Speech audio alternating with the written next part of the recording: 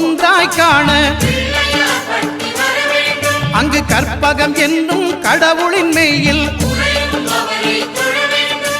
சூரியன் முதலாய் 9 கிரகமும் பலவித குணங்களை கொண்டிருக்கும் எங்கள் கற்பக தருவில் அவை வரும்போது ஒன்றாய் சேர்ந்து பலனளிக்கும்.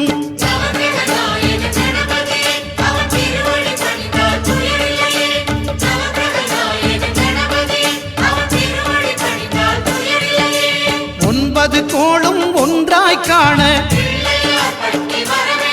அங்கு கற்பகம் என்னும் கடவுளின் மெய்யில்